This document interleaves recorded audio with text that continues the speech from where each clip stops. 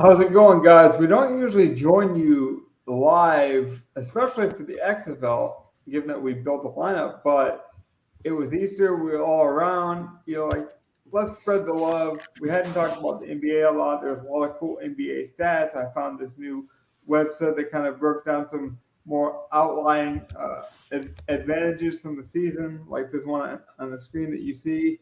Some really cool, like, talking points in that regard. We also did a best ball at the beginning of the season, and so we thought at literally the eve of the end of the season, it would be cool to go back and revisit some of those thoughts. So we have an actual like revisiting of our podcast from a couple months ago, where we had some takes. That would be some fun. That might just branch off and have some organic conversations, as well as just like an initiation process of how the playoffs is going to go, other than just saying like, "Oh, here's the seeding. Who do you think is going to win?" This will kind of give you some narrative of what we thought, what we will think, and then how those thoughts change over time.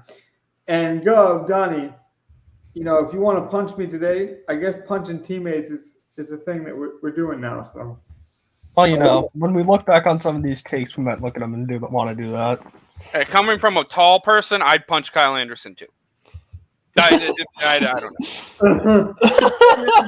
All I'm saying is, like, we don't know the facts. It could be like half a dozen one way or the other. I'm just saying, like, it's been a crazy, crazy weekend. We almost saw a live guy win the PGA Masters, which would have been crazy.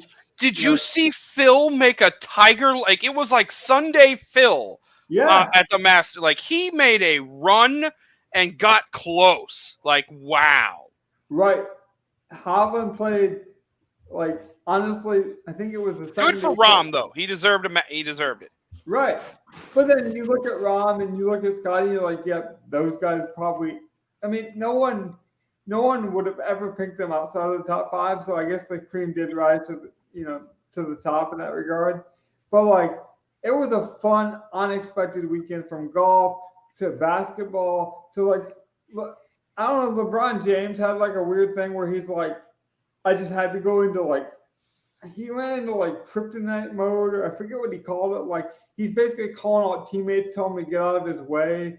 Him and Troy Brown Jr. got into it. Like, he's been telling Anthony. Which is lovely to see LeBron like that. That's when he's at his best. I'm saying, but as long as it's organic. I talked about you guys punching me, kind of have a fun transition there, but, like, I don't care if me and you or me and Gov have spirited conversations, or we even throw around punches or verbal spats, but I want things to be organic, Like, for example, I wouldn't tell people to watch the WNBA because Caitlin Clark was in the news or LSU was in the news with their competitive spirits if you don't like basketball, if you're not actually going to give it a chance to be good. The same with the XFL as we transition back and give people an update. If you really like the NFL and, like, I don't know, your dad's favorite team was the Green Bay Packers and that's the only reason you watch, then you probably shouldn't watch the XFL because you won't appreciate the nuance. So, like, I don't want you to pretend to be a fan because, oh, this is the trendy thing to do. And Jackson just caught a nice pass for us and gave us some more points, so I appreciate that. And gave us the Victor Cruz dance along with it. So I appreciate that. I have a question before we get into anything like this. Yeah, go ahead. Do we want to bring back the spread picks for the playoffs? Let's do it. Oh, yeah. We bring back the spread picks, and we could do XFL or NBA at the same time? Ooh, yeah, certain days we could I'm fine with that. I have no problem bringing back the spread. I love playoff NBA. Like, it's the best time of year because you get the best basketball teams playing their best possible version of themselves. There is no reason to save anyone for anything. Yeah. Can I be honest about one more thing to it? This will bleed on a serious note, but kind of a fun note, hopefully at the end too. Recently, I found out one of the women I follow on Twitter for fantasy. I won't mention her name because I didn't actually get her okay to do this. but she did get some bad news recently.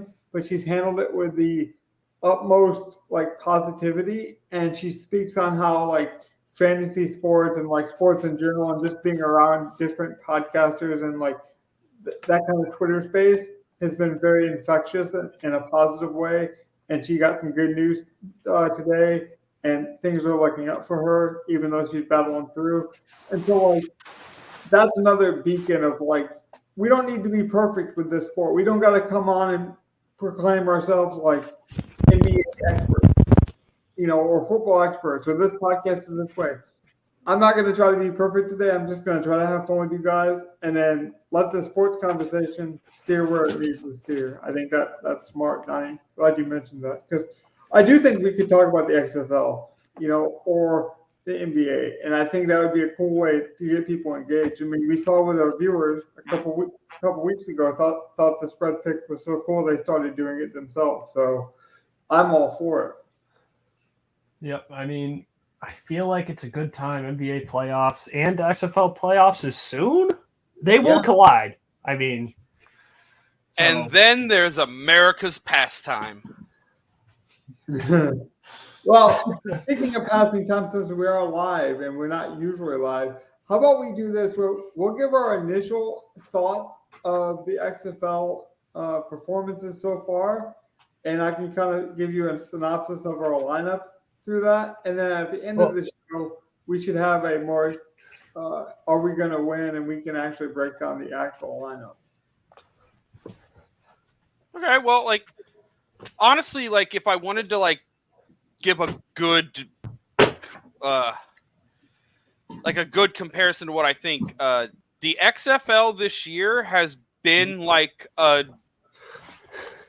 second round rookie.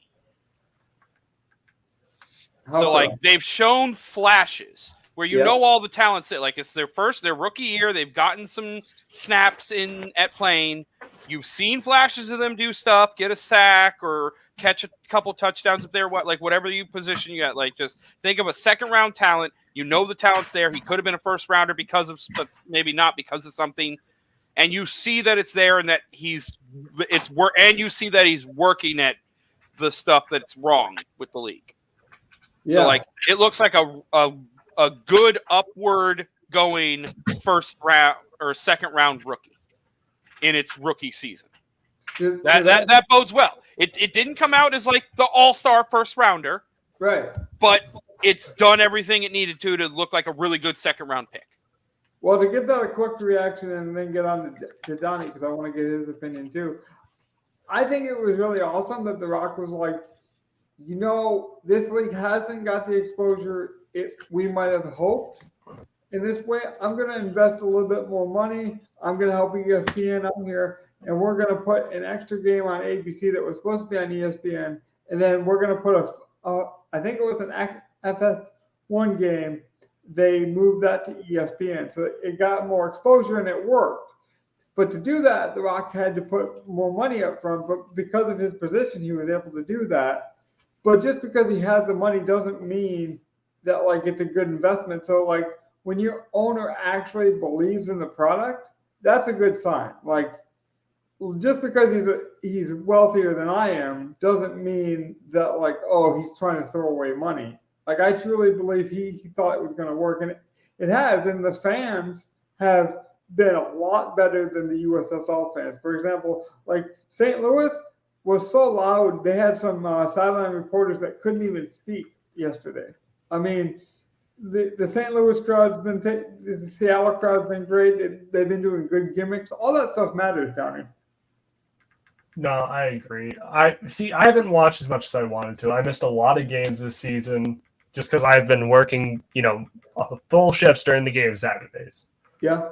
But same. What I did see, I did enjoy. It's good football. It's not bad. That's the thing. Like if everyone was thinking it was going to be bad football, I've seen bad football. They've thrown bad football on the screen. This was not it.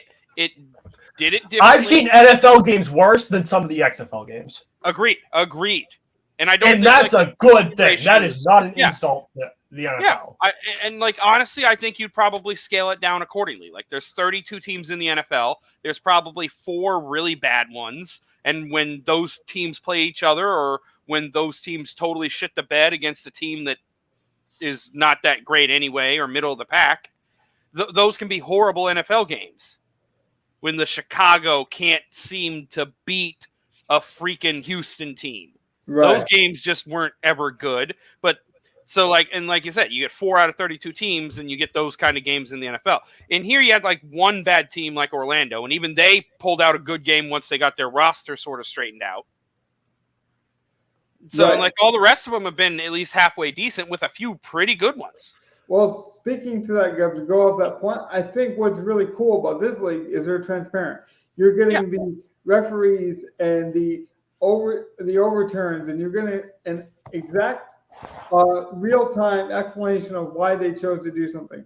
And then in this league, coaches can have one challenge, but they can challenge anything. You can challenge holding, you could challenge pass interference. And so, can we talk about how good this game is on right now, by the way? Like, this is a good game. It's a great game. And Agreed. I mentioned it, I think, off camera, Donnie, before we went live. Philip Lindsay, like, pretty much admitted on screen, he's only playing in this league so he can get back to the NFL because he believes he's an NFL player. That kind of oh no, the big man! but that kind of belief, sorry, the game's that on. kind of belief that you're good enough to play in the NFL. Run, fat man, rumble! Oh. Hey, that's not the first big man interception today. Ignore the live reactions to the game, but no, it's cool because we did see another big man almost score a touchdown. He was mad. The big defensive tackle, I think it was for Houston, the Roughnecks, was mad. He's like, if anyone was going to chase me down, I didn't want him to be the quarterback. And so he was like legit mad. But you get those live reactions. I think that's cool that not only are we getting a live reaction on this podcast, Donnie, but you get those live reactions in the XFL. They're talking to former players. They're talking to coaches. Coaches get to mic up their own players. I think they get like 12 microphones, and you can choose which 12 players get those microphones. Like I didn't know they chose. Yeah, they choose them. Don't hold me to the number, because it could be 10, it could be 12, it could be 20 for all I remember. Oh, what chain do they have here on this dude? Oh my God, the DC interception chain is glorious. I haven't seen that yet. That's the cool thing. It's like the gimmicks, even the fun like gimmick stuff is like in good spirits. It reminds me of like the Paul Bunyan Trophy in college, or like, some of that stuff is not for all the viewers, right? Like, who cares about the brown jug? But some people, like my nephew, might think like that's the coolest thing, and he's 8 years old, and that gets him into the sport. Or maybe he thinks the orange jerseys are cool looking, that gets him into the sport. Whatever gets you in, hell, man, it might be tradition. Like, who knows? And I just think some of these curmudgeon old people are not giving this league a chance. But guys like Philip Lindsay coming in and being like, you know what? I'm a 2-time Pro Bowler, and I have no problem coming in mid-season. Look at this run by Abram Smith. That's incredible. It's why he's one of the highest priced running backs on the slate every week. It is. He's one of the more talented running backs in the league. He can actually run the ball effectively. We called him Marshawn Lynch, a couple days ago, and we were doing, guys like that. I mean, I've really been enjoying this league. Let's do this. So, and then we'll do a recap at the end. Name one thing you don't like, because we gave this like a lot of flowers just now. One thing you don't like. The offensive line's just not good enough. It's hard to watch sometimes. That is my least favorite part about this league, because I love, when things are good in the trenches. We've seen it in the running game, it's not been as effective as you'd like. It's just we just saw it a second ago. There is a cool story about the offensive line as I give Gov a little vamp here to think. One of the offensive linemen actually teaches like high school math currently. Like, not did it and now he's playing football for a while. Currently, like every day, teaches math via Zoom right now. And actually, this weekend for Easter, he told everyone if they did a certain level of homework and everyone did the homework, he would take them all to the game. And apparently, he came through and gave them all tickets. So cool little story there. My thought, honestly, I feel like there could be better quarterback play. Because I've seen flashes, and maybe it's just because the offensive line's not giving them time. But I've also seen guys, and maybe that's what separates the guys who are in the NFL. It's like those are the guys who, even when under pressure, they'll still get everything done. Could I argue, though, that the quarterback play next season will be much better because we'll have those guys coming from colleges. We'll have better offensive line. There's going to be more people who trust the coaches are the same. There will be more continuity. Yeah. Well, there's just going to be more trust. Cam Newton might say, okay, nobody's going to sign me, and I still really want to play football. Johnny, and we're going to transition to basketball very quickly, so this is a kind of cool transition. I remember people thinking the Dream League is what they used to call it, the Gatorade League, the development league for the NBA, was just this joke that was never going to work. Who's going to play there? But as soon as college kind of transitioned to be more open, NL deals, stuff like that became available, players have grown to appreciate sports in a different way, like the new generation, your generation, I guess, or even younger. Woo! And you're starting to see younger players want that kind of professional vibe. And so we've seen a lot of NBA developmental guys go over there instead of playing in college. I could see that in the XFL. In fact, Me too. The Rock said he'd be open to it, that's where I think the USFL has went wrong, because the USFL kind of flirts with the NFL. They've kind of flirted with them. Hey, do you want to, maybe we could talk about, the XFL is hey, if the NFL wants to exist, we're not going to pretend like they're not there. They don't do that silly thing. But they're not afraid to compete. The Rock said he's I'm a competitor. I will compete. He basically said this league is people's second chances or first chances because they weren't good enough to get to the NFL. But that doesn't mean that they can't develop here. And I just thought it was a very transparent, very honest discussion, where a lot of leagues in the past have kind of flirted with, do we make a development deal with the NFL? Do we do this? Do we talk about Roger Good? And the XFL just seems to have their ducks in a row. To Gov's point, to your point, the Ducks don't always get shot correctly, but they're in a row. One thing I don't like, and we can get on to the next thing, is just the lack of information, which funny because the three of us did not talk about this topic in great detail at the start of the show, but all three of them have very correlating threads. You talk about offensive line, quarterbacks, just exposure. Mine is the news, man. We've gotten bad injury reports. Silvers were supposed to be ruled out. There was supposed to be no chance he plays. I'm not even too mad about it because, that's just DFS. If you're not going to be available for the news and it's Easter and you know it, you're taking a risk. So, I will 100% take the responsibility that, I should have known it was an hour before the game. I could have made that adjustment.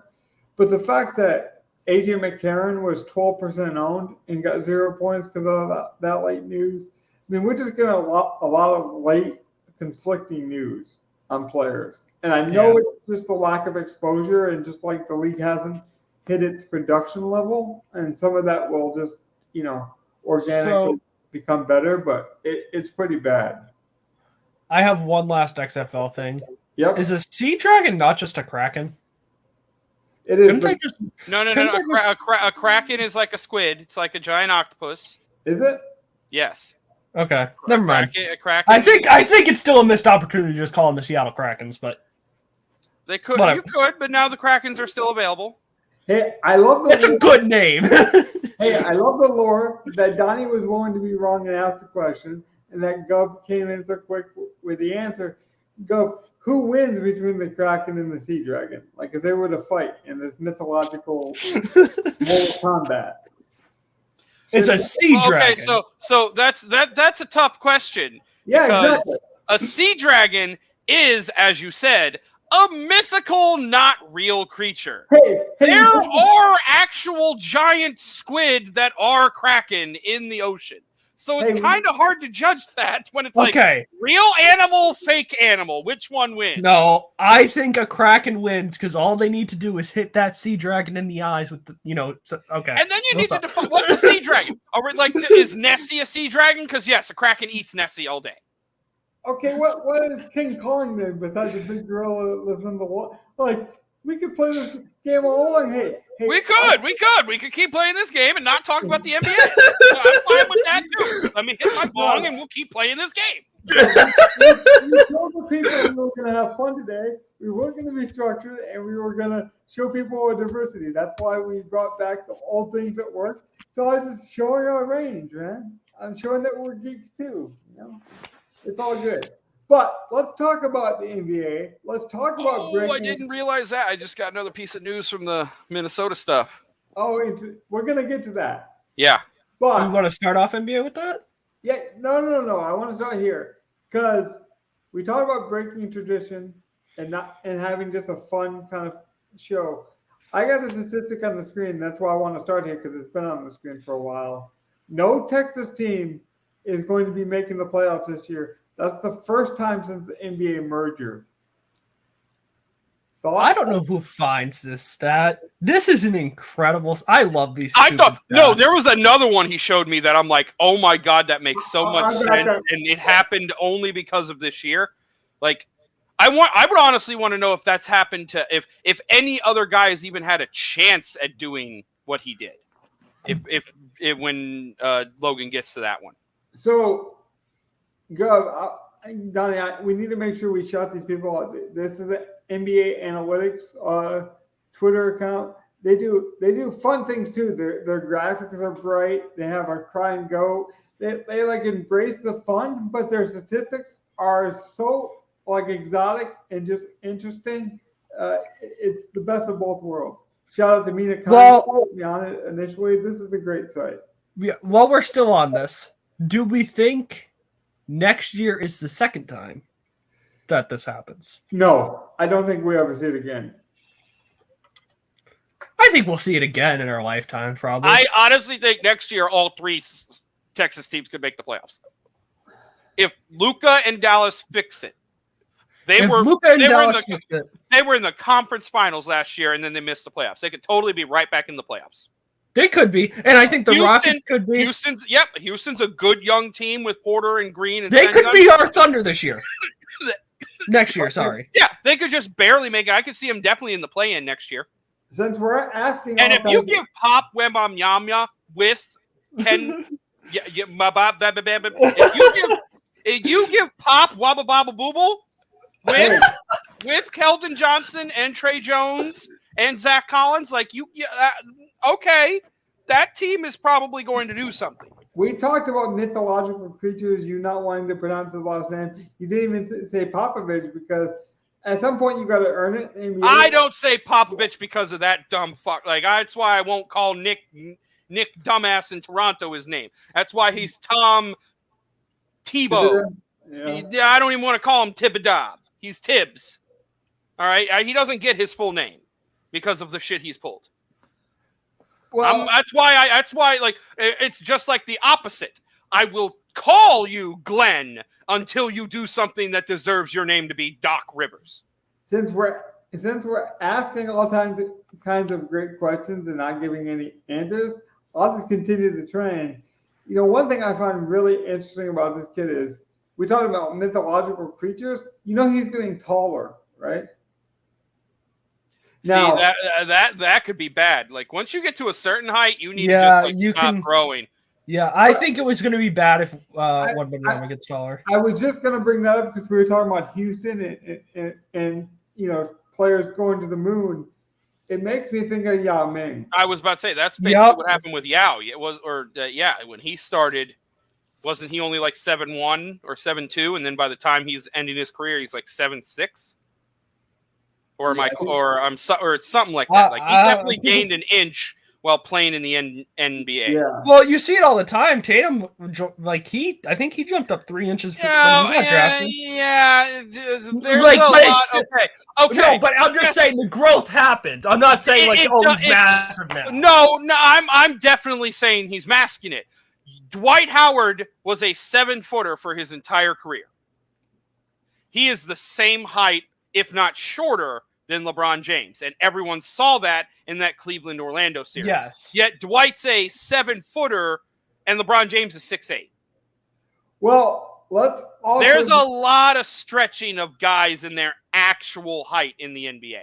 I don't remember when trust they redid those measurements and they fixed? Did they say they fixed it or? All I know is that in every 2K game after that series, Dwight Howard's 6'10" instead of 7 foot. And it's still like, so is LeBron also 6'10"? No, he's still 6'8", 6'9". Okay. Yeah. Okay. Like there's some fudging. You just have to take NBA heights with a grain of salt. I don't trust your 7 foot unless they say you're like 7'2". Like Embiid's 7 foot. Joker might be a really good 6'11". Like coming from a guy who is 6'4", and I can tell anyone I'm 6'5", 6'6", and they do not question me, it's entirely possible. So can we get to the stat that you were the one I like? Yeah, if he can get it up. Yeah, I think it was near the top. It was the games played one. Yeah. It's Mikal Bridges, isn't it? Yep. Yeah. Since I know. I already know this one. But This one didn't even really surprise me because there's just so much more scoring in the league. Yeah, this doesn't shock me. Yeah. This shocked a lot of people, and to Shaq's credit, like Shaq said, like, who knows what I would have done basically in the league, young man, but like that's what I like about Shaq. He always gives, his flowers to the younger players. So I just want to shout that out. Like Shaq handles the passing of the guard better than most people, but like I wouldn't use this stat to say that like Embiid is better than Shaq. I would still take Shaq over Embiid. Yeah. I think most people would. I think Shaq was better defensively, and like he was just more of a presence. That was just my fun way of bringing up. Would you guys take Shaq or Embiid? As I found this other stat. I think that's just You just got to keep scrolling up. I know it was near the top. There it is. Yeah. Look at that. No, I'd want to know if any other he player played 6 seconds. All right, there is another player that's done that. Who's that because of trade had the ability to play more than 82 games in a season? Yeah, I've seen it before.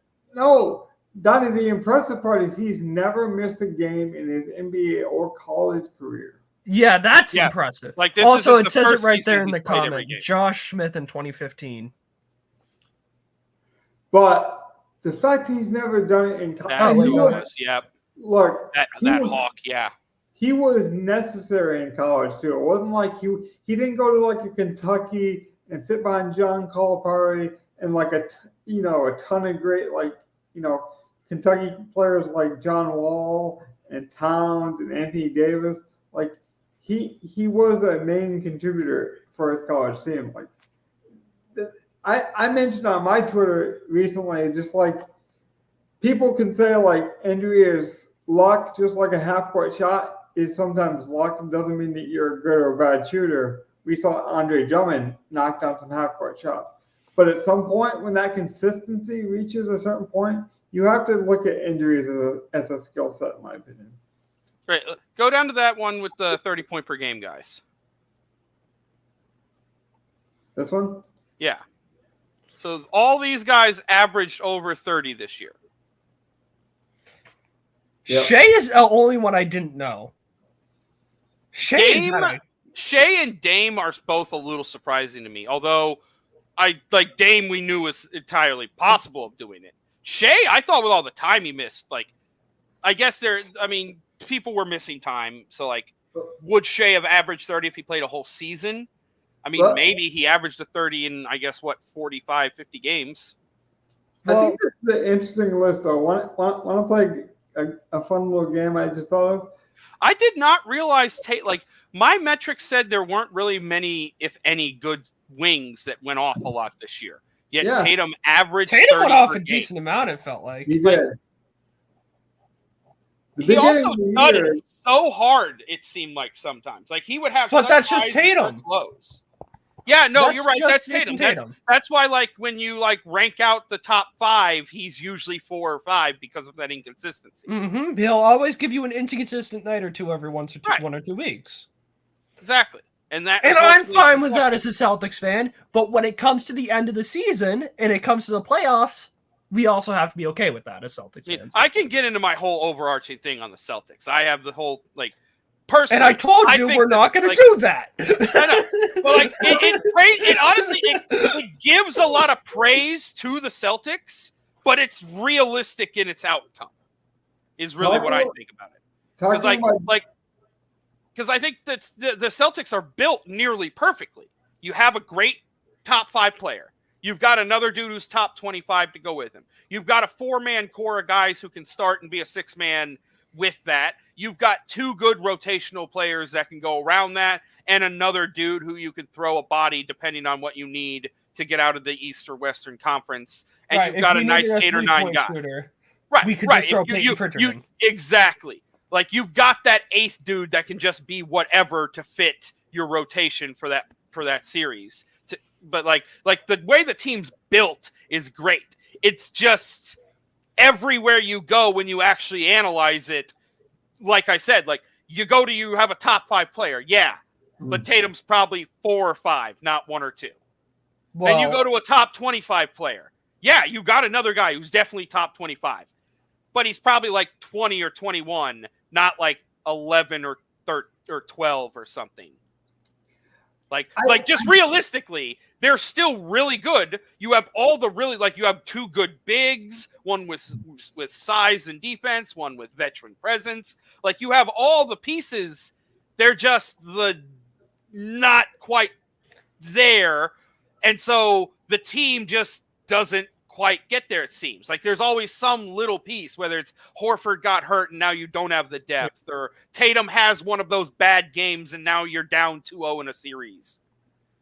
so That just seems to happen too often to them over the last 4 or 5 but years. last playoffs, it was They fine got until all they- the way to the finals. They No. were doing really good. And then I'll admit, last year, it kind of ran into a juggernaut. I was calling, you can ask Logan, I was calling it all last year before the playoffs. I'm like, if Golden State is healthy, they will win it all. I said it before the playoffs started last year. Well, So- it's not. It was just it was the perfect matchup against the Celtics. I don't personally think Tatum had an awful series. I think they just played him well. They No, played. I don't- They I made would- his weaknesses again, exposed.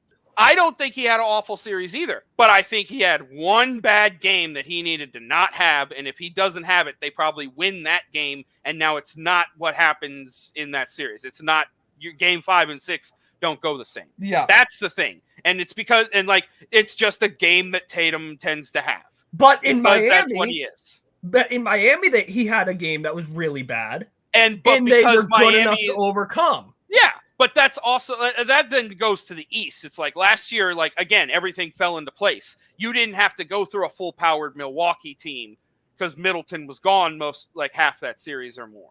So then you get past them, and it's Miami's really probably the 3rd or 4th best team in the league when fully healthy at best. So you should beat them no problem. Miami But always gives when the you're Celtics playing a the team a full-powered Denver, a full-powered Golden State, a full-powered Milwaukee, those are tough matchups for you because you're really just that 1A version of those teams. I don't know what them- to think of the Nuggets. To be And honest, it's the thing. It's I'm basically saying you're the 4th best team in the league, which is why you're not going to win a title a lot because there's 3 teams that are going to beat you out into the finals. well, I think definitively most people can say the Bucks are just better. Right. That's the thing. You have a tough matchup getting over the Bucks every year. When you do, you then have a tough matchup facing a full-powered Golden State or what could be a juggernaut in Denver this year or whatever crazy shit comes out of the West that has been. You might have to play LeBron on steroids or something. Who knows what you have to play. Almost got hurt. Yeah, he did. Oh, no. And Lucky Jackson just missed a 60-yard touchdown for you to go. But let me not talk about football and actually, because I let you guys just go because it was such a good conversation. I wanted to get that off my chest because, like, I do think Boston's a really good team, but it's like when I say they're 1A, that still makes them a top 1 team. They're And a 1. it's possible They're a to win a 1 seed. championship. Exactly, if they're a everything's 1 right. seed in the NCAA tournament. Like, if there's an NBA tournament and you seed it like that, they're a 1 seed always. It's just they're the 1 seed, and they're definitely the worst of the 1 seeds because they're not Milwaukee and they're not like a full power Golden State or. But it's the playoffs. I still don't know who I think is coming out of the West this year. Playoffs. Anyone Exactly. can get hurt. Exactly. If attrition helps, like again, they lost 1 year just because Horford got hurt and they weren't able to get over. So like, but I thought it was surprising. I like most of these names don't surprise. Embiid doesn't surprise us. Luka doesn't surprise anyone. This is the one thing I Shea, expect Luka to be in. Giannis and Luka don't surprise anyone. Yeah. And Tatum, we expected Tatum to make some kind of jump. Hold on, though. I'm going to say this, and Donnie might disagree with me because he said he was surprised. But if you don't know or recognize Shea's viability on this list, I'm going to be honest. No. You haven't watched enough basketball. I thought Shea was a 27-point per game guy. I just didn't. I didn't realize it was 30. My thought, I hadn't seen enough of him because he's missed games. It never even occurred to me that he was averaging 30 because he missed so many games. Yeah. And I'm like, I didn't like playing Oklahoma City guys when he wasn't there. I love Shea. So it's like, I didn't realize that he was legitimately carrying. And like, I didn't realize that so badly that it was just before the show I looked at the full playoff thing. OKC's the fucking, 9? Yeah. They're in the play-in? Holy shit. Well, here's the thing. It's funny. This is the second time in Shea's career where his team was predicted to be less than 1% at the start of the season to make the playoffs. And they are now, this time it's the play-in, not the playoffs, but right there. And Shea, once again, calls it out. He's on his social media. He's like, well, now who's talking? Which I love for Shea. Last time it was CP3 doing that. And I think that's good. He's grown into that leader for them. Okay, a couple things I let Gov get his stuff off his chest, man. And trust me, I hope our podcast gets big enough one day that I can give you some Dollar Shave Club and you can get all your takes off the chest. Gov. But I have to make sure I jump in here just so I can show my NBA knowledge too. So people won't think I'm just a football guy. I know you guys are excited to talk NBA. It's coming through with this podcast. I have to say, everyone belongs on this list. And tell me if I'm wrong, but I do think Shea is this generation's Allen Iverson. Oh, I think he can be better than that. Yeah, I think he has the defense ability. I was about to say he plays better defense than Iverson. He plays real good defense. When you say like that kind of player, and like could he like be the like main point guard kind of attacker to like and not be that supreme rebounder like Westbrook was, but like just be the, like yeah, I could see him doing that. I guess I just mean it in a philosophy standpoint too, and I'll let Donnie get back in here. But like this guy who's going to put up 30 points and just like will his team to advantageous positions and just never get the help or never get the credit. Like I understand that some players are always going to slip through the cracks, but like I just think Shea's going to be that really good player that Shea will have his day. Shea will have his day. Right, but you have to be an NBA League Pass MVP, I think, to appreciate Shea. And that's fine because me and Donnie and Gov and other basketball people we know exist.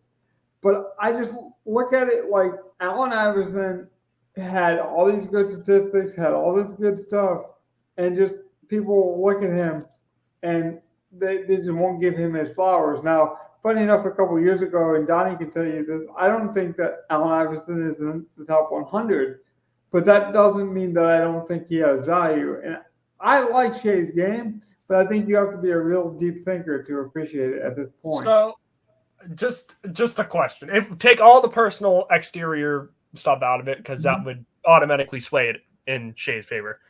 Shea or Ja? Next 7 years, who would you want? I'm going Shea in that situation. I would also go Shea. Like that's what but Ja gets all the attention. Is it because his team's winning? I don't know, but The Two- highlight, please. I don't get it. Well, two reasons for me. One is personal, and one is on the field. And for me, you guys will know this as a fan. Logan as a fan, Logan as a general manager, coach, player, doesn't matter. If you ask me a sports question, emotions and off the field stuff is going to factor in. I don't think he's mature enough. I don't think he attracts the right kind of attention to teammates. Like, I don't think he has that winning mentality yet, and so he doesn't attract like other superstars that want to play with him. And then his game is so athletically based that if he loses his legs the way Zion's kind of struggled through injuries, I mean, if that I happens think later I in think Josh's career, Shay's- yeah, Shay's athleticism is a huge part of his game. but he can shoot better and he can play better defense. To your point earlier, like I just think this guy, the potential is higher for Shai. Shai, if I had to say I think Shai could end up being like our on-ball Klay Thompson type guy. This is what Klay could have been if he was, the star of the team. And I Yeah, I don't can see that. Yeah. I don't just say that with a gun issue that Ja recently had, even though that's like a huge black eye. Like I can't say personal issues and not acknowledge the purple swelling of that black eye. But he also had some college things where he's like, college isn't very important to me. And like, you can say some of that's transparency, but other times you don't need to admit that type of stuff. Well, and college isn't for everyone, but like with with Ja, I think we're kind of seeing that type of immaturity come out now. Right. Like it seems like a very immature statement to go out and say that, and then you're gonna be immature in the NBA. And it's funny because he finally was like turning into that superstar type player, if you want to go that far, and then he tumbles all the way down because of his antics. Is it okay if you guys hold your breath to this analogy, because it's the best one I can think of? It would be like, because today, Easter it just popped in my mind as a poignant example. If my grandma asked me if I was healthy today, right? Like, how you doing? Are you healthy? How's your heart? Kind of thing. Like, how you living, right? And my reaction was like, oh, I'm good. I didn't go into all the reasons why I was good, or all the reasons I was bad, or like she didn't ask me like, how's your sexual health? And I'm like, well, Grandma, I've had sex this many times. Like, there are things that might be true that you just don't share with certain groups of people. You know what I mean? There are truths that aren't bad or good that you just don't share with people. I don't understand why Ja is so open in the negative, or just things that don't matter as much. I view it as immaturity. Like, I don't understand why he does that, and he's done that multiple times. And then, of course, the gun just being the biggest of the black eyes. But I want to make that point outside of, obviously, the glaring issue. Now, Speaking of glaring issues that happened today, and we mentioned it a bit off the cuff to start before we went live. What do you guys think? Because this would be a good transition of like talent, playoff team, maturity. What happened with the Timberwolves? Is it good, bad, indifferent? Any initial thoughts? Like, is it similar? Like, where do we sit here? What do we do with it? You know what? We'll see the type of team the Timberwolves are. Because if they're no, I don't think they are. I think they're going to turn out to be that soft team that doesn't come up, and now this ruins the team. But a real championship team is responding for this, and they'll come out and play even better now. So that's how I feel about it. Like, they still have their two main pieces with Towns and Edwards, but like, does Gobert even play the plan? Yeah, I'm not even sure that does Gobert play the plan? Does Kyle Anderson play the play? Kyle Anderson still played the rest of that game. Looks like the piece of news I saw was Jaden McDaniels got mad, punched a wall, broken hand. He's out the entire playoffs. He is. Yeah, it's broken wrist, I believe. But Okay, I this think team they're a might just soft not be team. healthy enough to make a run. And Jaden McDaniels is a huge loss, especially when you're going. Now that they're going up against the Lakers, definitely in the first round, and now you lose one of your best defenders to guard a team full of wings.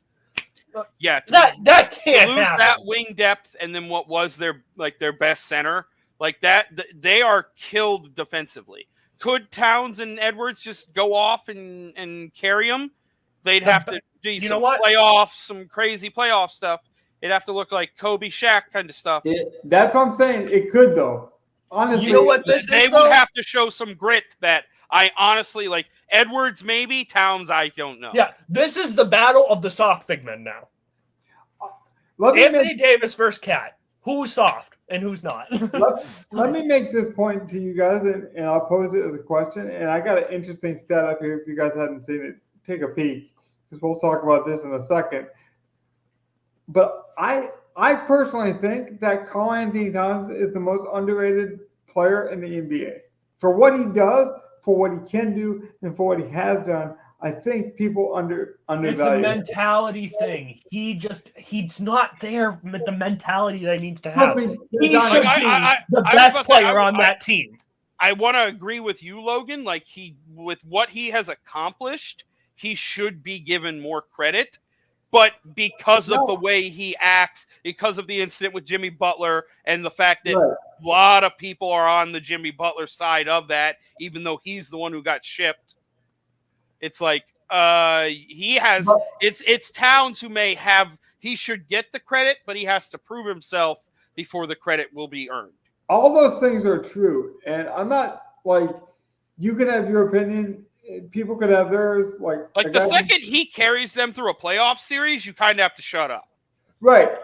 That's what I'm saying is there anyone else that is more gifted than Karl-Anthony Towns in the last 5 years that has been undershadowed this much? You know what? Maybe Shea? We just mentioned him. You know what, though? When the play-in comes, and I think it's Tuesday when they play, and LeBron goes up to Cat and says, I'm him, I'm better than you, and I'm going to show it, and Cat doesn't respond, then that's what's going to... If that's what happens, we need to not have this conversation about Cat again. Because Cat needs to show up. Okay, who's the second? If Towns... Oh! Touchdown for Seattle. 50-yard touchdown. Sorry. Who caught it? Blake? No, big play by Blake. But Blake didn't have a nice catch on this possession as well. Seattle's offense is really explosive. They're not dead yet. 4 minutes ago, only down by 4. But speaking of 4, I got the statistic pulled up. Kevin Durant and Rudy Gobert were the first round picks traded 4 times.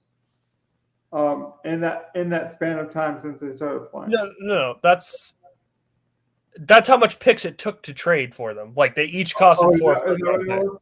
Yeah. I just thought it was an interesting conversation because the Suns traded for KD thinking they were going to get something, right? And then that's just been his body hasn't held up. And I just want to say this: Chris Paul, Booker, and KD have played more games together than KD, Harden, and Kyrie already. Well, I was just going to say, the body disposition between Rudy Gobert and Kevin couldn't be any further from the truth. But, they kind of have similar arcs where it's they do they have such a unique skill set, right? And, potentially they could change a playoff team, right? Kevin Love, if he got... 3-point conversion!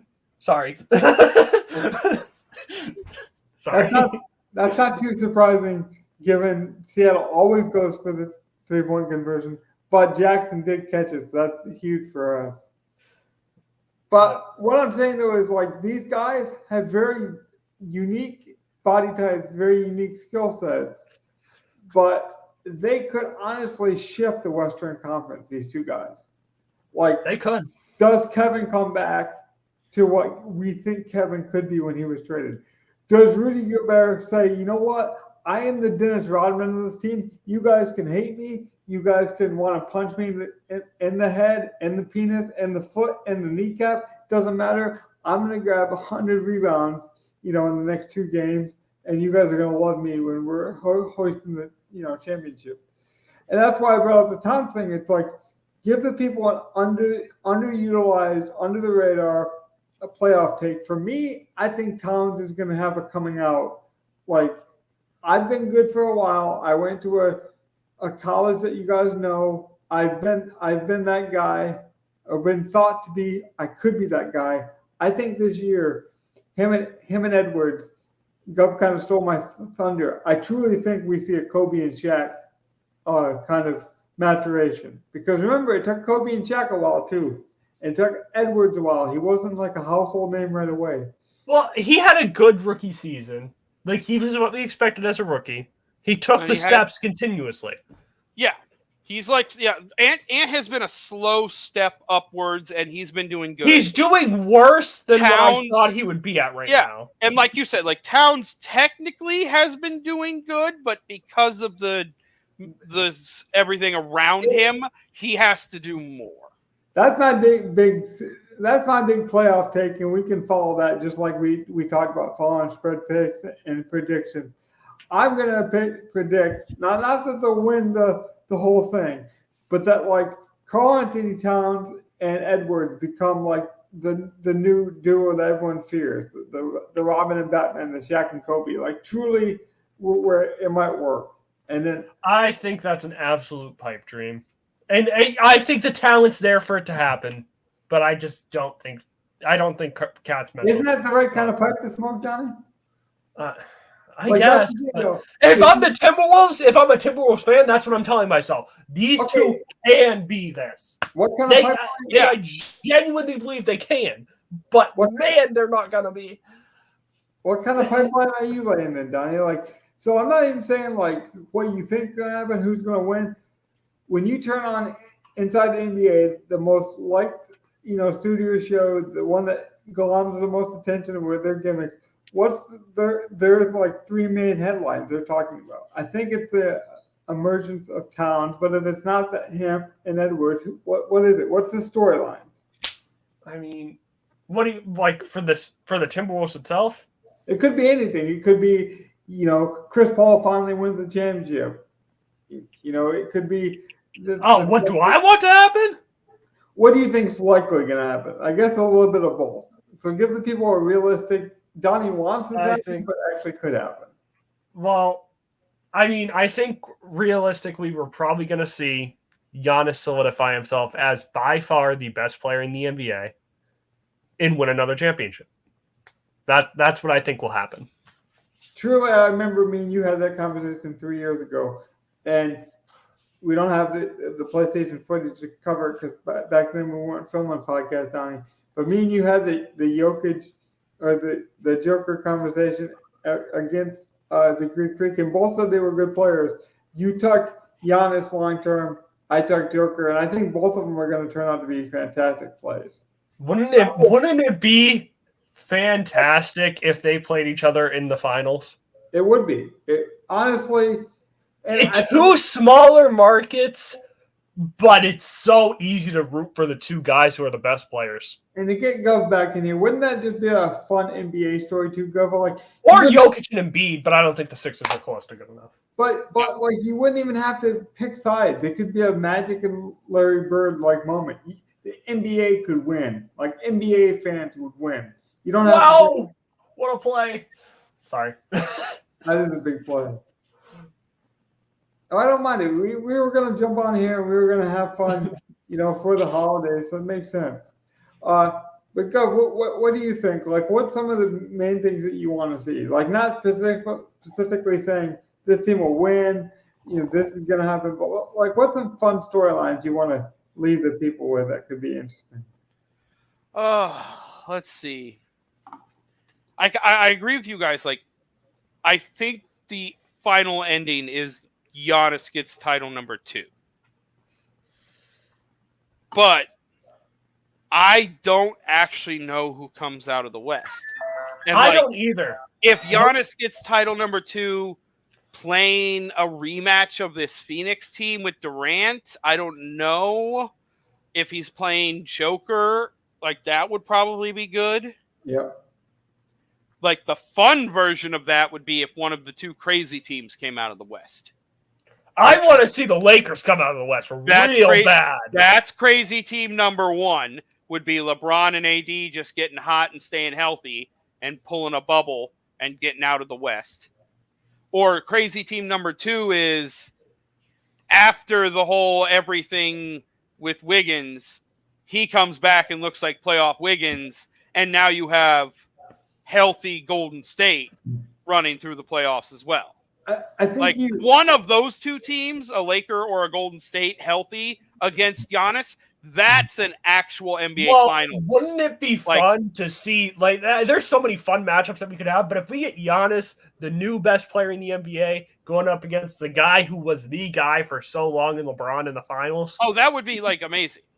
LeBron, the king who just became the scoring champion this year, like that would be. That's what I'm saying. Like those are the 2 crazy ones for me. Would be the Lakers and Golden State, and it's not likely because I don't think LeBron and AD will stay healthy and pull a bubble, and I don't know if Wiggins comes back with any time to acclimate and let Golden State win.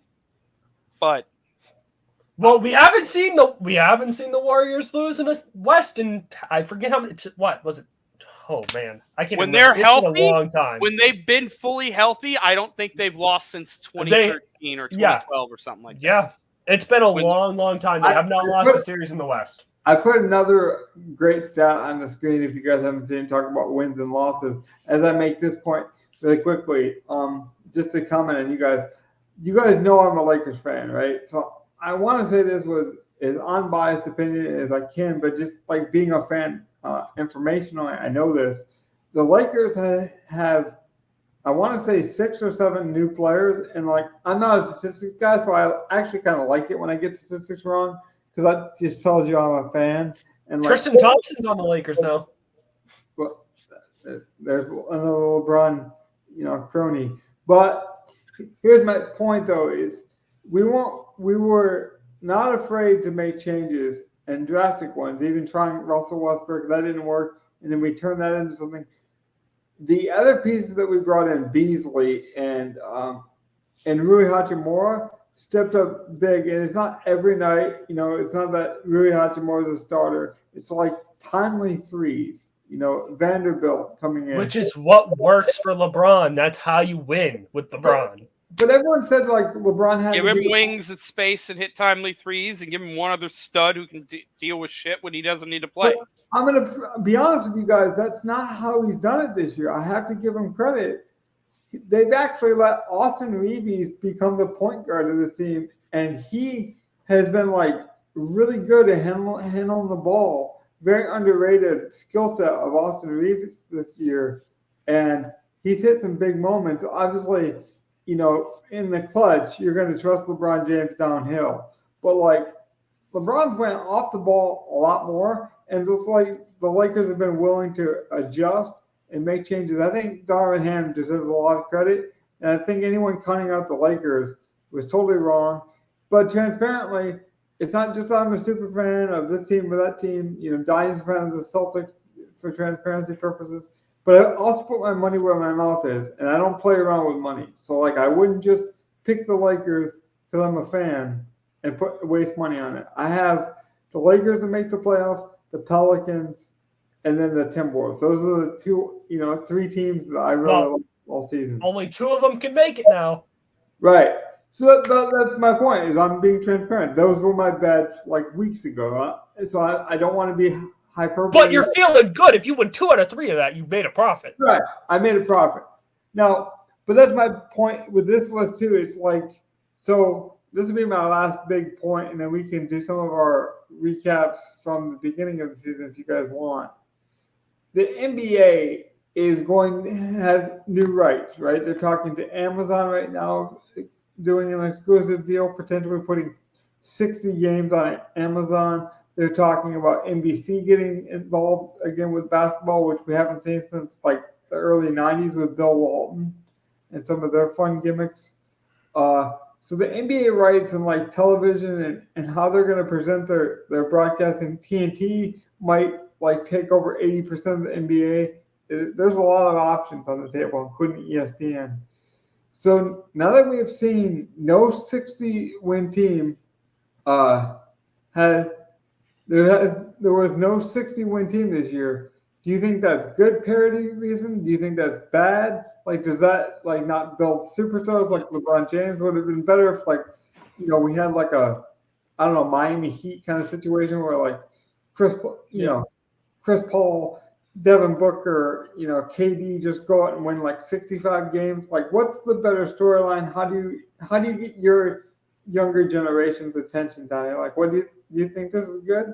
Well, with the 60-win teams, I think I can kind of rule why this happened. In my head, Celtics were very injured in the middle of the year, lost a decent amount of games, won on a bad stretch. Giannis got hurt. They never play him too much. Yep. Both those teams easily could have been 60-win teams otherwise.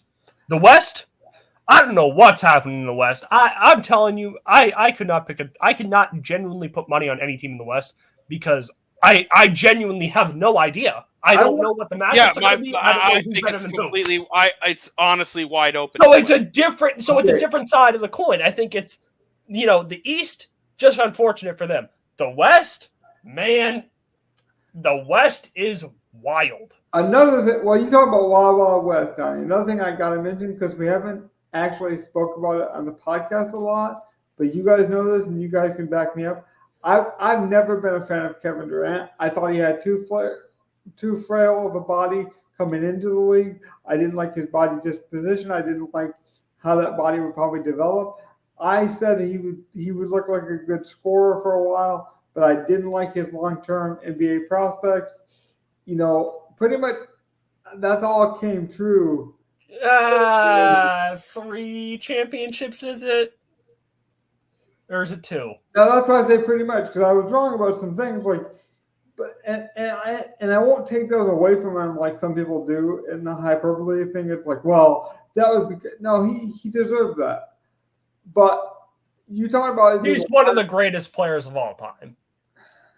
Maybe 20. When I say one of the greatest, I'm saying 25 about.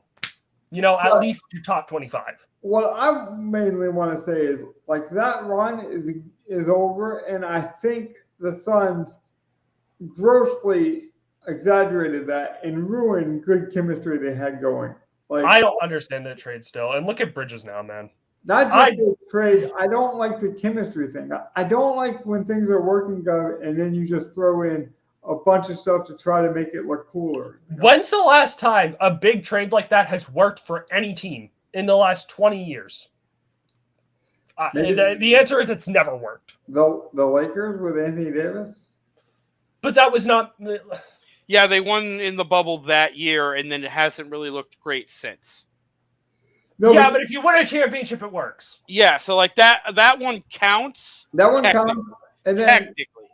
And then Kevin Durant, to your point, Donnie, with the Warriors. Like I'm not saying. Well, that one's a little different because that has an asterisk on it. He kind of left in full free agency. That wasn't like I don't remember Oklahoma City getting a lot or Golden State giving up a whole ton. I thought you were talking about just year-to-year transitions. That like when a team is like made a big trade for a guy, like it usually doesn't work out that year. And the Warriors were already by far the best team in the league. True, but I'm saying like if we're gonna make asterisks, we might as well have stars in the sky, Donnie. Like you could make the point one way or the other. Kawhi is the other one that I can think of. I'm like, I'm trying to think of all the champions, but like he was traded for a decent haul from the Spurs to Toronto, and then he didn't re-sign in Toronto and left. So that's the cool part about having this podcast with you guys and being able to branch it off to the NBA now is we're not afraid to be wrong. We're not afraid to have strong takes, and then walk it back, and then be able to Ooh, charge forward. that's a big catch when for it us. makes sense again. And I've really Let's enjoyed go! Let's go! Run! That's a good- Run, you son of a run! So 7 points. This is a game. it is. Anything I'm missing, because we are just past the hour mark. No, let's wanna get- keep I was going, about to say, man. let- I don't want to stop. I want to hear what I got wrong and what I got right. Touchdown. Sorry, but do we want to just catch the end of this game real quick? Give a nice play-by-play. What's Oh, who going on? scored it? Who scored it? Who? Pearson. Who's it? Yes! Jakor, the man, the myth, the most expensive wide receiver. I do have a nice Dragons prop before they went on their big run. This would be, I think, 6 straight. Now, games they in go a for row. 1 to tie, 2 to They're going or 2. 3 to- They'll gotta go for through. It's I might- Seattle. I might It's go for Seattle. 3. Just give me the extra 5 yards. I don't care. I'm They really broke. might. No, it's no. I can run different routes. Wait, are they? No, they're going for 2. Okay. They're going for 2 from the 10-yard line You got a late substitution by DC.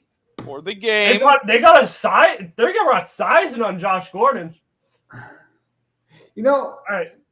here's Oh, what are they single cup? Wait, no. Josh Gordon's number 0 at the bottom. Okay, we got a timeout. Here's what we'll do.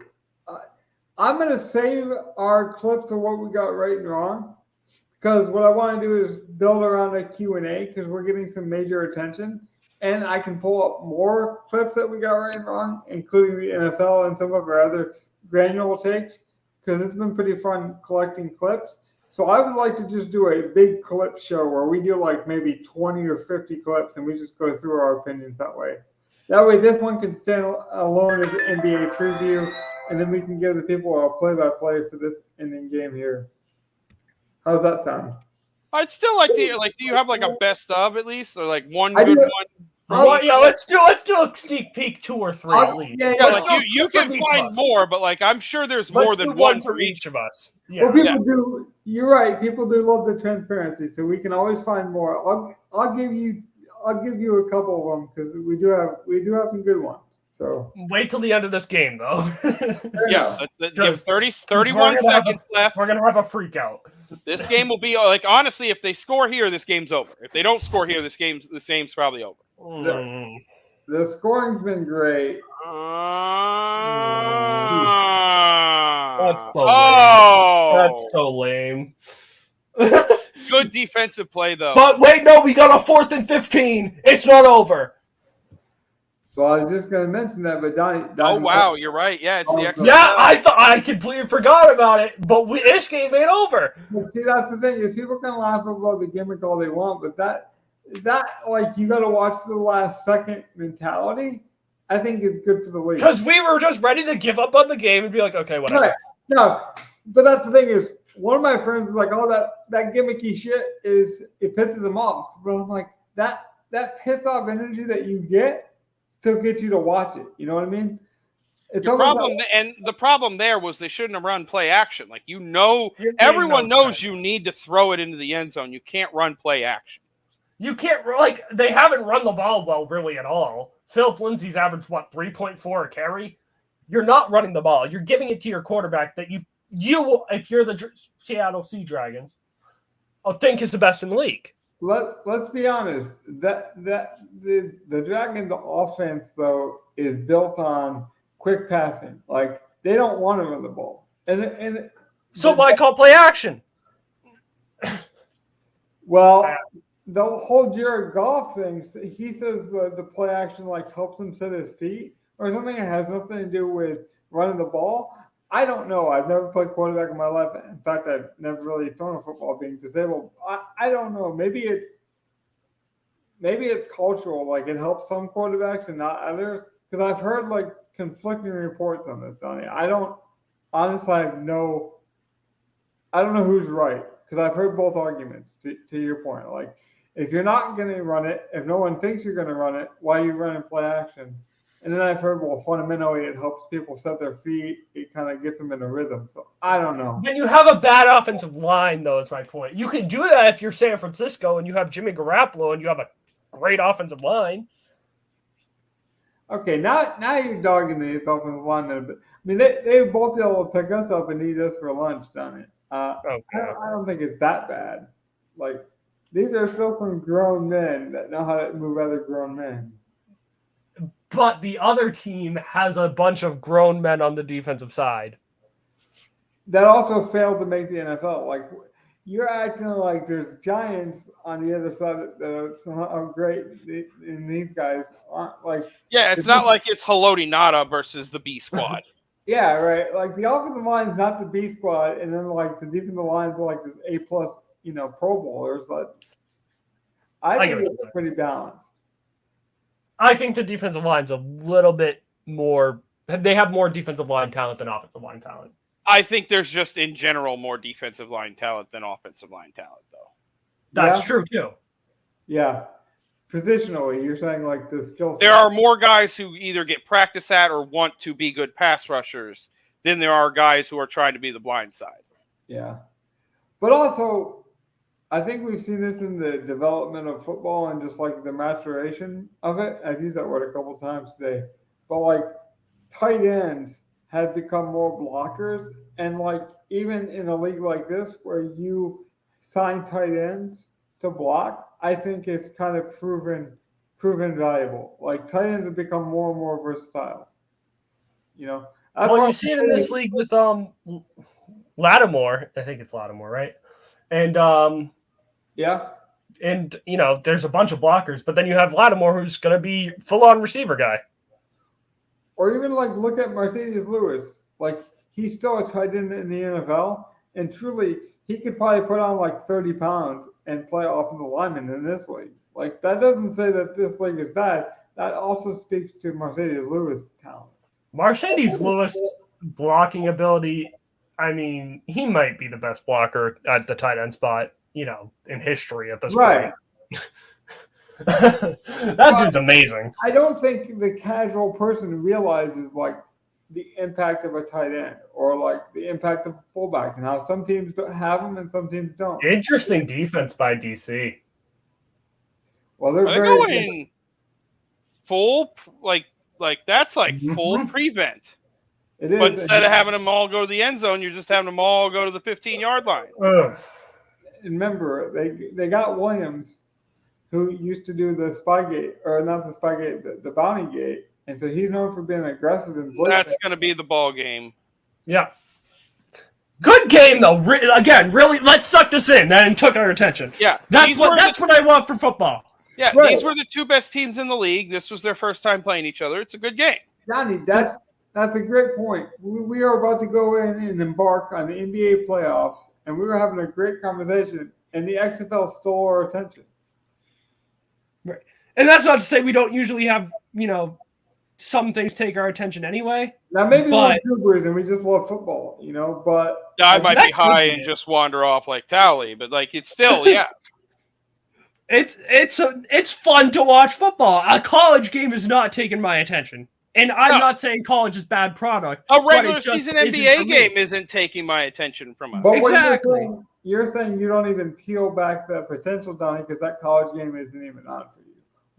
Where the XFL, you gave a chance, maybe because of this podcast, maybe because of somebody else's content. But once they had you, you didn't turn away. And that was exactly. The goal. And I think that's what the NBA's got to hope for, too, as we transition back. And we have some of our takes. I'm going to play some of our hits and some of our misses. I'm not even going to organize it because I don't even know. Like, as I was doing some of these clips, we made good and bad points along the way. And I'm like, we're kind of just transparent about it. Like, if this happens, this is going to happen. Like, signing stuff for kids on the sideline. Great, dude. And then giving the fist bump, too. Like, I got some autographs once, and like, I don't care about those autographs. I care about the conversation I had with the athlete. Like, I remember him asking how I was doing. Stuff like that, that matters to me. So that fist bump 10 years from now might be more important than signing the football. So it's cool stuff. Are you guys ready for some of our takes, though? Yes, we are. Oh, God. I don't know if I want it to be a bad one by me or a good one by me. I don't know if I hate my voice. This is going to be terrible for me. Everyone hates their voice, I feel like. Come on. I think Yeah, that's just a maybe. normal thing. Yeah.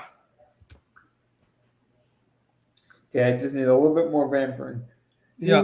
you guys are full of talking before I can get a word in.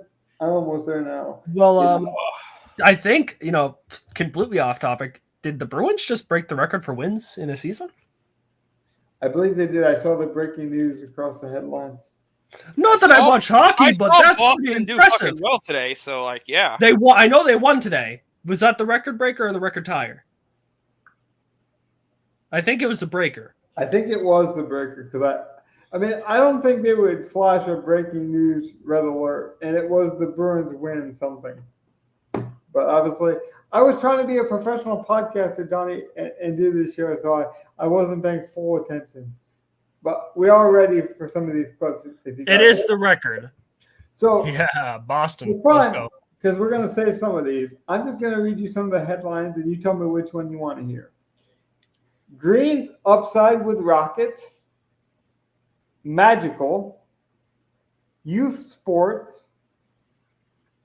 getting bigs, NBA usage, 82 games plus LeBron, Sexton, Cavs upside, the Claw, best ball, DFS NBA points. I like the first one you said. I forget what it was. Was it- It was Green Rockets. Yeah. Green and Rockets Okay, upside. this is a good take we had. I believe you guys should be able to hear this. If not, let me know. Here we go. I love Jalen Green's upside again. Like all of our backup guys are great upside young guys. And hypothetically, if like we had a night where Jalen Green's on triple double alert, Sengun's probably having a good game as well. Very well. Very well. Well, I think Sengun can actually handle better than people think he can do. Not saying he's going to be a Joker scenario, but I do feel like he's closer to a Cousins. DeMarcus Cousins in his prime was honestly one of the best passing bigs we have seen. People forget about that. Sengun's really good with the passing. Extremely good, especially with his back to the basket and those screens, the backdoor screens. I love Jalen Green's upside again. Yep. Okay. I don't think we could have been more spot on. Green definitely, I would feel like Green had kind of a down year. His second year was just not exactly what I was expecting. Let's But, see what. like- not the. He But, still like, played Porter- good. Yeah, he still was fine. Porter Jr. was great next to him. And you were pretty much dead on with Sengun. When those guys were out, he took on so much more of a role controlling the offense and everything. Yeah, I still believe it. Remember Cousins would do that too. It's when he played with other people, when the expectations were there for Cousins is when he failed. But when Cousins had to carry a team, that was when he was at his best. And he did Cousins still is one of the more underrated passers in the league. I think the rest of his game didn't come through. Some injuries happened. But Sengun has a chance to have that kind of same impact. Hopefully, for his sake, it's not on a Kings team where most people aren't watching at 10:30 at night. And then, his prime years, are just not appreciated like they should be. So, do you think we got any? I just think, to your point, Gov, that we expected so much from Jalen Green and still do. I just think me and you specifically are really high at Green, where we expect more. But I would say, a lot of people don't understand how good that young man's been. He has been quite good. Jalen Green season is much better than you think if you look at the stats. I know. I feel like it's like what Logan's saying. Me and him probably have a little bit of a bias, sort of like how everyone has a bias on Towns, where if you actually look at the numbers, no, he's been very good this year. But it just 22, I 4 and expected. I was expecting 25, 6-6, and them to like be really, really good. Talking about Like maybe situations- that, and that might be literally as close as that. And it's just like he didn't do exactly what I thought he would. And I was thinking, honestly, I was thinking Houston was going to be where like Minnesota or Oklahoma City is in that play-in game this year. To be fair, Well, speaking so, of like I thought they were going to be in a different spot, and so I expected guys to play better. I was trying to say, speaking of situations and things heating up, we did find out the Rockets let go of their head coach today. Who would you guys think would be a good fit? You don't even got to name players or coaches per se. You could name a philosophy. Like, what's kind of the mindset you would do with that young team? And while you do that, I'm going to actually turn down my oven so I don't burn my dinner. I mean, if they're going to have those kind of guards, and if Sengun can like play down low with some ball handling ability, you run a Golden State offense, really. Well, yeah, you have said.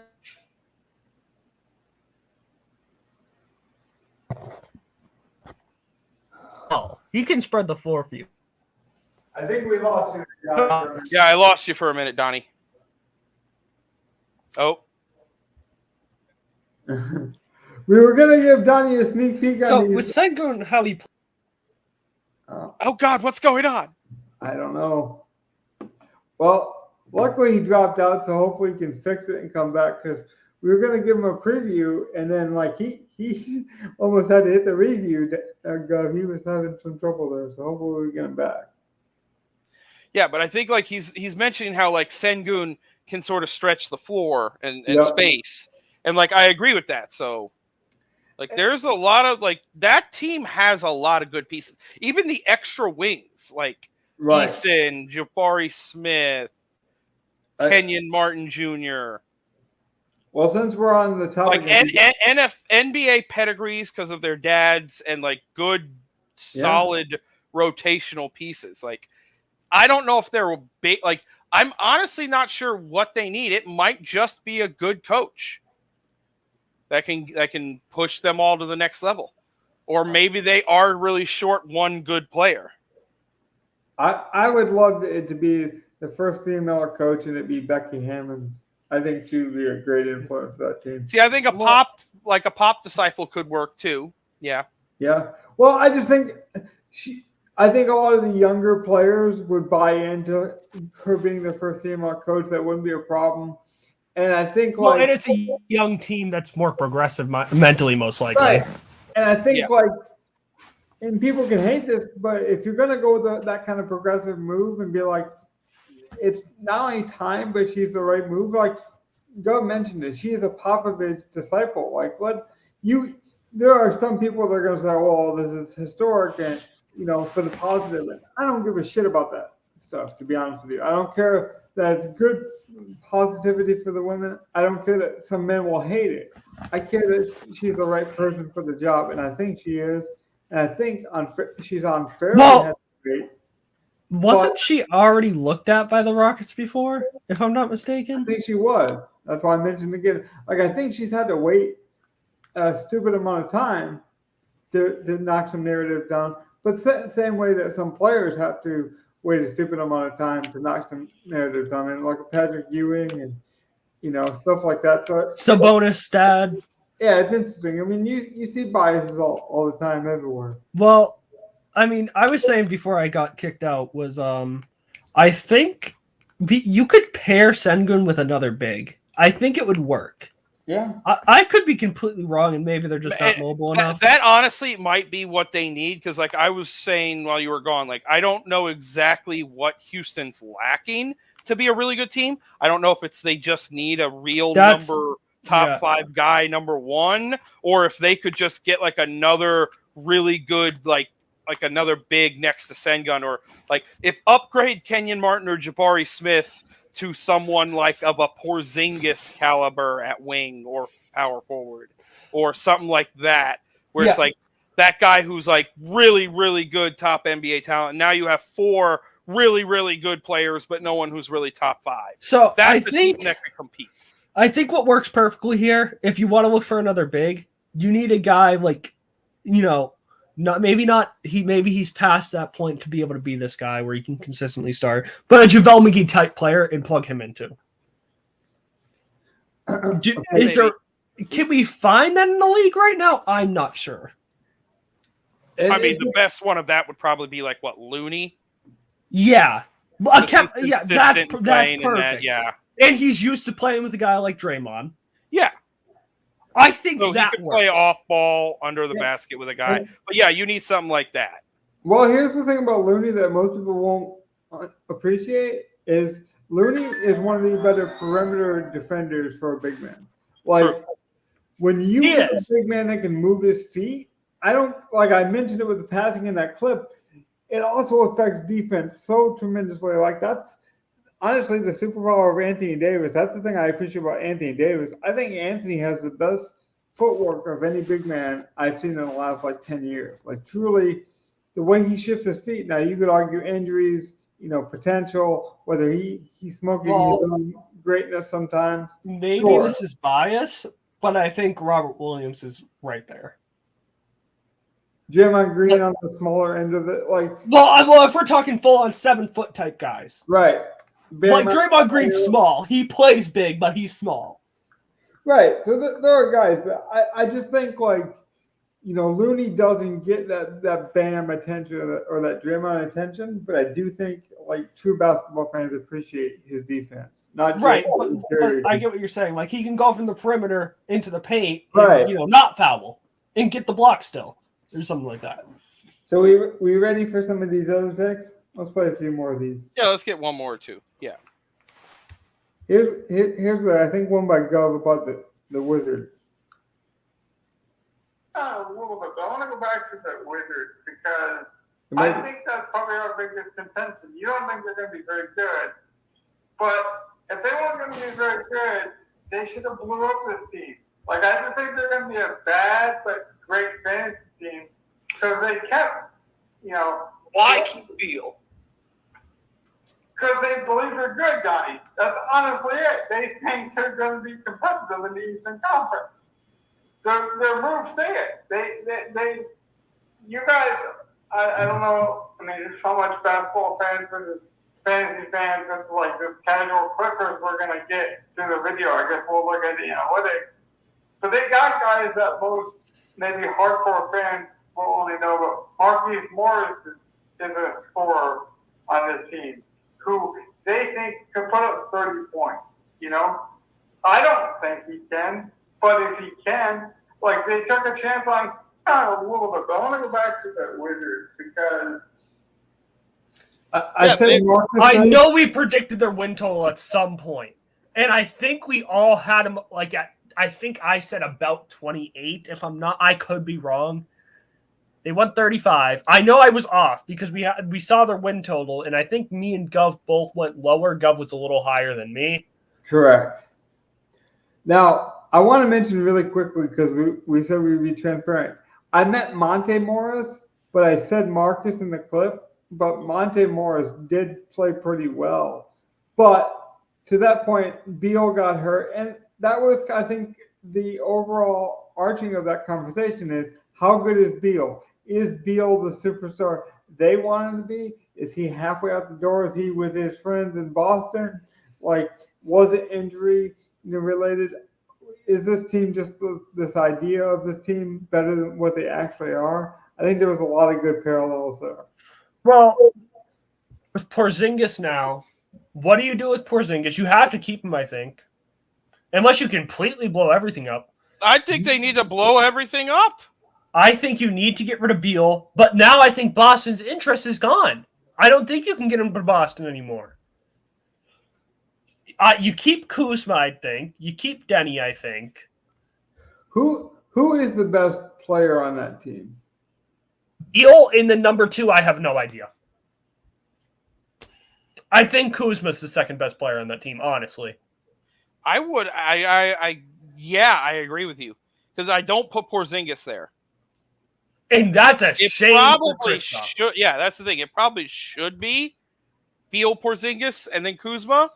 And that's why, if you really believe that Beal is that good and Porzingis is what he should be, then Kuzma as your 3 should be the construction of a very solid team. I think it's, But Am I none of those wrong? guys, Yeah. like those guys, are not 1A. They're Kuzma's just the only number guy 2. who excelled. Kuzma's the only guy who was in his role, and I was like, And Kuzma's doing he good. played the most games too. Like Porzingis Yeah. was out with like, injury, yeah. Beal was out. but But- with Beal, but- I expect Beal to be better. Kuzma did better than my expectations, by far better than my expectations.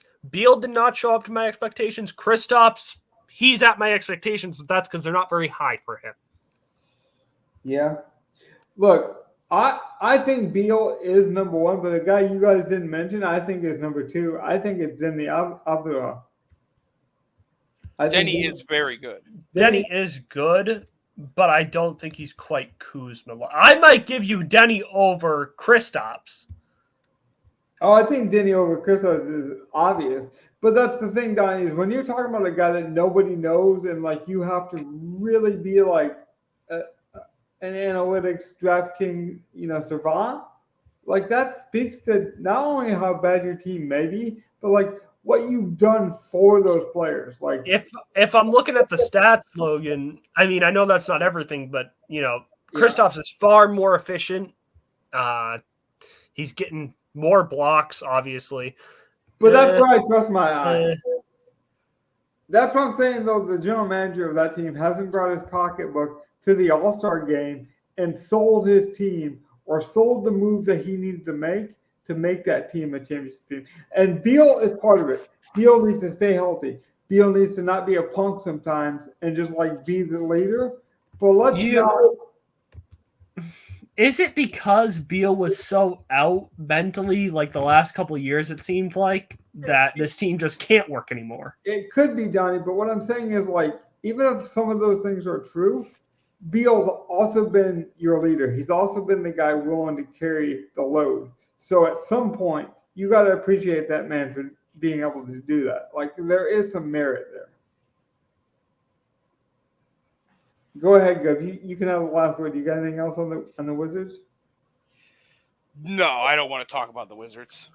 Fair enough. How about we do one more and then we'll really save some of these for next time. Yeah, one more, and then I think we can Okay, call here it we a night. Let's go. Well, your favorite team is the Magic. I thought we had a pretty cool Magic clip. Here we go. And I don't hate that. I will say we don't have many injury-prone guys, which I love. No, yeah, a lot of our bench is young. Like rookie Mathern, rookie Duran, Herbert's second year, Obi's second year, Warren. Like, we have a lot of youth and spring in our bench to go with our core guys who, as you said, were kind of injured early. So we might end up working out well. Tell me if I'm wrong, Coach. I don't hate. You tell me if I'm wrong, Gov. We had a good team. That's the point I was going to make. Damn it, our team was good. We just had very unlucky injuries. Every young player we hit on there eventually proved to be very valuable. It's just the superstars that we had built around him, Dame and Ingram. And Dame still averaged 30 a game when Yeah, he played. He's just Dame got- averaged I mean, 30. it's not like we had bad picks. They just like we had bad timing. To Yeah. Because too many seriously, guys were out at the same time that just dropped us. that podcast was 5 months ago. We picked guys like Duran. Now the Pistons totally went big and was like, you know what, we're going to get James Wiseman and we're going to give Livers a chance and we're going to give Duran. They did some weird things with their lineup. But everyone we hit, Franz Wagner had moments where they let him do a point forward type thing. It just timing never hit. But we were right about Mathurin. We had some great picks there. Segun, who we mentioned before. Yeah, and if they don't trade for Duran, or trade for Wiseman, Duran probably gets a double-double this season average. Right. Probably again, close, yeah. That he already was close. He averaged 9 and 9. I mean, he had a good year. I mean, if you looked at our team, because we had Beal, we had Ingram, like, I don't think there was a single week outside of like week 1 where all our guys played healthy. Like all the guys we And it wasn't load management. Right. Now we knew John Wall, for example, who we drafted was Yeah, we took a shot on that. right, and we knew he wasn't going to play week 1. But I'm not about of the guys we expected to be week 1. I don't think after That that must have been our worst take all year, right? John Wall. But even I think that was a valuable risk at that point. It just the injuries never worked out. Like, trust me, next year I wish we would just take all Mikal Bridges, but they don't exist in the league. Like, truly, it's a league management league, and that's part of why I think you see 0-60 win teams. It's just this league is different, and I'm okay with that as a fan who grew up in the 80s and the 90s. I'm okay with this load management style. Just like in 10 years from now, when they're playing on Mars or doing something totally exotic, I'll be okay with it then too, because I like the round ball. I just do. I like football. I don't care, that it's the Lions or the Panthers or the Lakers or the Magic. If you give me good sports, I will watch it. Any other takeaways? I think this is a good show, but don't want to go too long now. Yeah. I mean, hold on. I kind of want to just get right back into the NBA soon, like very soon, before the play-in soon, if we want to do that. Are the play-in on Tuesday? Tuesday, if we want to come right back tomorrow. I was about to say we can do another show tomorrow, or even like early if you guys have time earlier Tuesday. Yeah, I can do early Tuesday if you guys want. Either Monday night or Tuesday. Yeah, we'll figure that out. I'm gonna be gone all Tuesday. I can't do Tuesday. What about late Monday? I can do. I can do Monday. Okay, let's do that because I get off of work at 4, so it'll allow me either to do the podcast and then eat or eat before. So we'll have some options. So we'll let the people know. But I'm okay with that. I thought this was a good show. But just to keep the SEO in line, let's come back. Let's revisit. We'll do more playoff breakdowns, maybe some predictions. This is kind of an overview of the season as it turned out. But other than that, have a good night, guys. We'll see you soon. Have a good night. Peace out, everyone.